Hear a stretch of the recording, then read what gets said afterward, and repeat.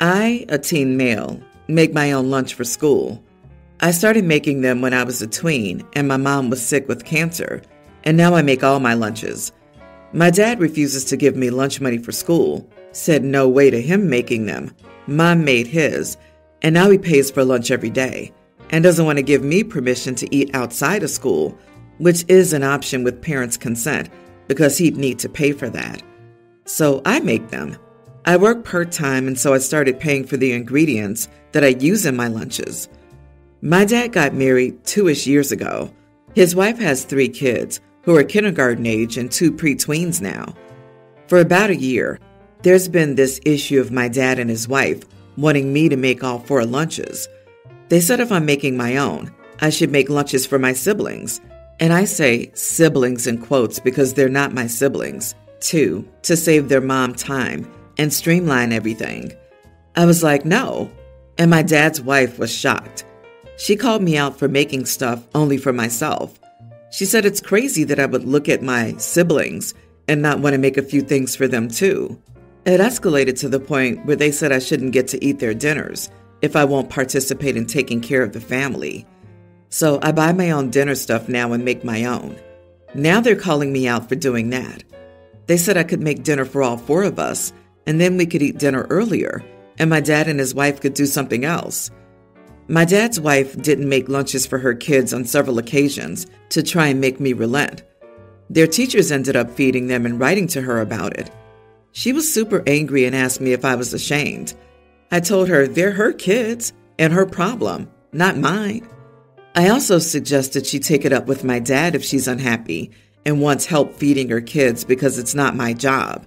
She said if dad won't feed me, he won't feed her kids. I shrugged her off. Monday was a big day in all of this. I was home for hours alone and made a nice dinner. I was eating when my dad's wife came home with her hungry kids, and she exploded on me and asked if I'd made the kids dinner. I said no. She demanded that I make it up to them and make them lunch for Tuesday, and I said no. She called me a bunch of names and told me she hates me because I'm supposed to be a decent kid, and yet I won't help feed her kids, and it's not how you treat family. I told her because it's not my job, and we're not a family. I pointed out that she married a guy who isn't a good dad to his own kid, and that her only interactions with said kid were attempting to dump responsibility onto him, me. So she really has no reason to think that I owe her anything. Of course, this led to her calling me all kinds of things, including an idiot. So am I? Not the idiot. Both your father and his wife are abdicating their parental responsibilities. At a minimum, they have an obligation to feed, clothe, and shelter their children. I hope you can confide in someone about this situation and get support and help. This whole family dynamic is toxic, and if your step-siblings' teachers have had to feed them multiple times, stepmom's probably going to get a call from CPS relatively soon. Exactly this, OP. Heck, you could probably call yourself and do it anonymously if you want, or tell a teacher at your school, since they're supposed to be mandatory reporters. This is an extremely toxic and abusive environment if they aren't properly feeding the children and trying to pawn the responsibility off on the eldest child, who's also still a minor. There are so many messed up layers in this that it's ridiculous. It's crazy to me that you even pay for your own ingredients. I'm sorry they're putting you through this. OP, I think you're the reason she married your dad. She was well aware your dad was nothing more than half your DNA. She saw you and how independent you were and said, "Oh boy, free babysitter. And he cooks too. I can dump my kids on him and finally have a life." But then, obviously, you refuse to play her game, and that makes her angry. I don't see that relationship lasting after she loses the kids and the deadbeat she married refuses to help. I, 25 female, married Ryan, 25 male, 7 months ago. His family and I get along fine, but for 6 years, they had no idea about my family background. The reason is that they're so family-oriented and so naive to the reality of unhappy and toxic families that they come across as preachy about being close. This is something Ryan warned me about and spoke to them about before. They still comment on it regularly, though. I don't speak to my family. I have a dad who raised me and a half-brother that I was raised alongside with for half of my life. I'm an affair baby, and that came between me and my half-brother, always. My mother didn't stick around long enough for me to know her, and I never tried to track her down later. My dad ignored how damaging it was to have my half-brother always throw in my face how much he and his mom wished I didn't exist. Dad would always try to make his ex-wife and me interact, and she'd get so angry. I would hear her tell him she'd rather be dead than interact with me. The last time I saw my half-brother was when he was 22, and he told me to my face that he would never love me or consider me part of his family, and he saw me as repulsive, just like our dad. My dad heard this, and he still dismissed how much that would hurt. So I don't speak to my dad anymore by choice, and my half-brother and I don't talk by his own choice. Any extended family treats me like I had the affair because they're closer to Dad's ex-wife than Dad. I was a casualty of that. Plus, they adore my half-brother, and he made it clear he didn't want me to be around. I don't talk about it often, and very few people know. I didn't tell my in-laws for years because of their attitudes around family. When I did a few weeks before I married Ryan, the reaction at first was somewhat surprising because they said nothing judgmental. But ever since that point, they've talked about my half-brother a lot, including his mom. And for some reason, they feel like my reaching out to them would heal everything, and we'd skip into the sunset arm in arm. Ryan told them it wouldn't happen and to let it drop. So they got more subtle or less direct. But a week ago, they brought it up again and told me how much better my life would be if I put in the effort to heal these relationships, because family is everything. Ryan told them not all biological families are equal. They told him they're still essential for us, though. I told them it wasn't true in my case, and that my half-brother's mom wasn't related to me, and that my half-brother is repulsed by me. He considers me filthy because I'm an affair baby. I told them that's not something I can fix by simply reaching out, and I told them this attitude about family is why I never told them for so long. Ryan had my back, but his family was extremely upset by my words. Mother-in-law's anger was clear, and she told me it's unfair to judge them for wanting families to be healthy, and that's all they try to help with. Am I the idiot? Not the idiot, and I'm sorry you must deal with this. You've been blamed enough for something that was not your fault. Now these idiots are acting like it's your fault. You can't or don't want to try to have a relationship with people who've treated you like a criminal. Also, is it just biology that counts for them? Because you're part of their family now, and as family, they should be supporting you, not challenging and criticizing your reality and decisions. Your in-laws are horrifically self-centric. Sometimes, to thrive, you have to cut out the parts of your family that do more harm than good. It's not your fault who you're related to. It's not your fault that half-brother reacted to his father's cheating. It's not your fault your father cheated. You don't deserve to be harassed by people so naive they've never consumed any media, news or fiction, where families aren't sunshine and rainbows. My 18 female grandma, who passed away before I was born, had a beautiful jewelry set passed down from the women in her family. In her will, as she had no daughter, she asked her eldest son, my Uncle Jim, 51, to take care of the jewelry. I've only seen pictures of the set growing up. Uncle Jim's been married for 5 years to Uncle Bob, 45. He adopted Uncle Bob's daughter, Laura, 19, a few years later. Laura and I got along okay, as the only girls in our generation, though we have our own interest. Uncle Jim was recently diagnosed with cancer, and he started putting together his will. A week before, my family heard that Uncle Jim had a fight with Uncle Bob and went to stay with his friend.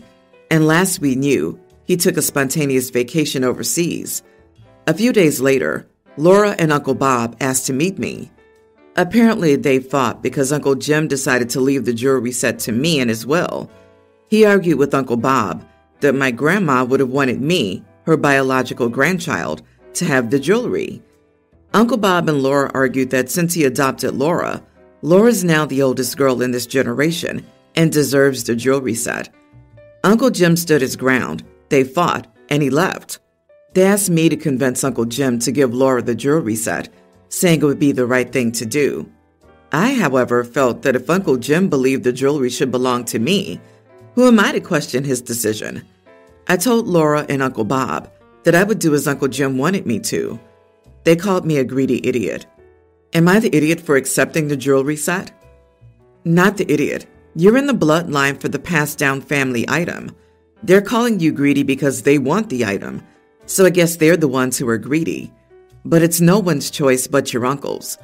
And if that one inheritance can cause that big of a fight, then apparently there wasn't much of a relationship between the two men to begin with. Basically, you should just stay out of it, because it's not your decision either. I would tell them that I would follow whatever my uncle wanted to do with it. And then that would be the end of it. If I get it, then it's mine. If you get it, then it's yours. I'm not going to split it or share it. I'm going to listen to my uncle, because I'm not going to ask you to split it or share it either. Good luck. I, 25 female, asked my stepdad to walk me down the aisle and do a father-daughter dance with me at my wedding, and he said yes. Now, I did this because I knew and was told enough times that he would love to do it and would be hurt if I didn't ask him, because he's been my stepdad for 17 years. I didn't really want it to be him, but I knew it meant a lot to him, and he has tried to be a second dad to me, and he loves me. I know, and he's done a lot for me too. I just don't consider him my dad or even my primary father figure. That goes to my paternal uncle, but he's also a great husband to my mom and dad to my half-brothers. So I asked him, despite him not being who I would prefer, and he was so happy. This did not last long. About a week after he said yes, he asked me when I had decided to let him do it, because I'd always implied heavily it would be either mom or my uncle. The question caught me off guard, and I told him when I realized it meant so much to him. My answer upset him, and he asked me what I meant by it meaning so much to him. Didn't it mean something to me? I told him I was glad I could honor what he had done for me, but again, that wasn't what he wanted to hear. He asked me if I asked him because I wanted him or because I felt like I had to. I asked him if that really mattered, and he said yes. He told me he thought that I'd finally come around to accepting him as a second dad. Then he went on a rant about how, for years, he knew I had never considered him a potential father of the bride, and that I'd put so many people before him for who could do the duties of the father of the bride. He said it always broke him when I got sad about Dad being unable to do it, because he liked to think that I'd see I had an option that was just as special in him. But he said I clearly didn't want him to do it, so he refused. He told me he wouldn't walk me down the aisle or do a father-daughter dance with me if I didn't genuinely want him to do it, because he's not taking a pity ask. A couple of weeks after this, my mom told me how hurt my stepdad was and how he had expected me to plead with him to change his mind. We talked, and she said she understood because my feelings had always been the same for him, but she wanted me to know that she would say no if I asked her to do it now, because it would destroy her husband. It's been a couple of more weeks since then, and my stepdad approached me while we were at a family member's house. He told me how angry and hurt he was that I had not asked him to reconsider. He thought that I'd have a real change of heart after hearing how hurt he was. I told him I couldn't change how I felt, and given he didn't want to do it unless I truly wanted him to, I thought it was best not to beg or plead. He told me he deserved to be pleaded to after all the years he's been trying to treat me like his daughter. Am I the idiot? Not the idiot. You know, up until the whole rant, and he had expected me to plead with him to change his mind, I really respected the guy. Good on him for making sure the person who walked you down the aisle mattered to you. But clearly, this wasn't his intention. He clearly thinks he's owed a particular relationship with you, rather than the one you actually have. He could have taken the pity ask without question, or even taken it after you explained yourself, accepting that while the relationship isn't what he'd like, he clearly still means something to you. Instead, he asked some questions that he really didn't want answered. That's his fault. Well, that was a bit of a mind game he pulled there, wasn't it?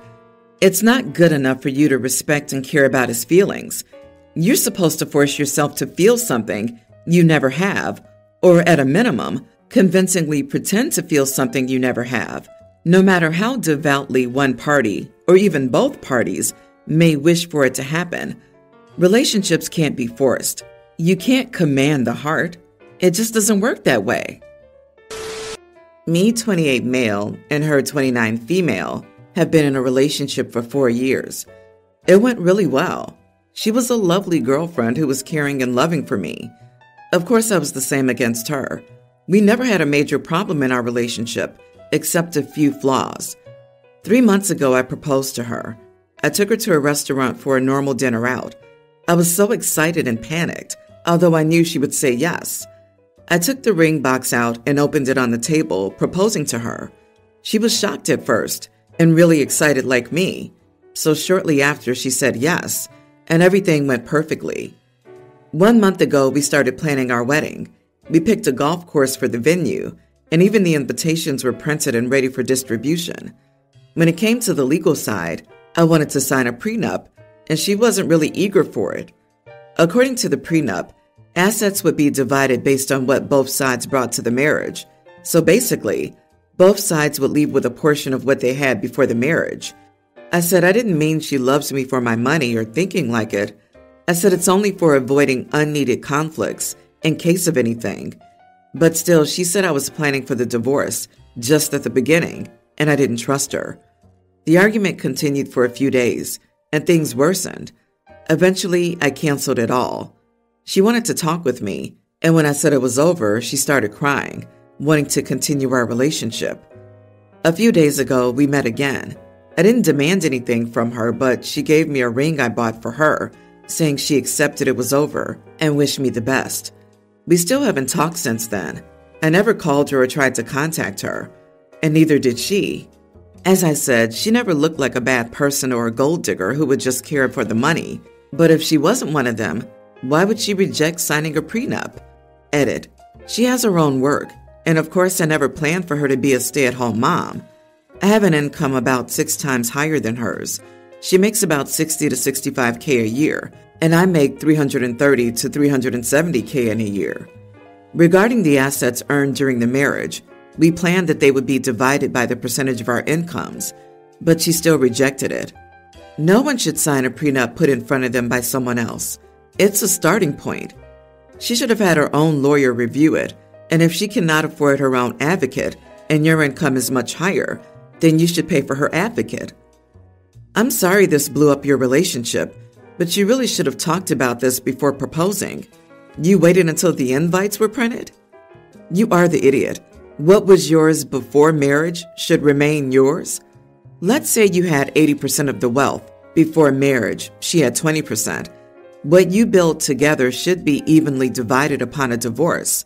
If she's building a life with you, she shouldn't have to worry about 20 years down the line after she's raised your children and been your wife and contributed in ways that weren't tied to money, that she's only going to get 20% of what you built together.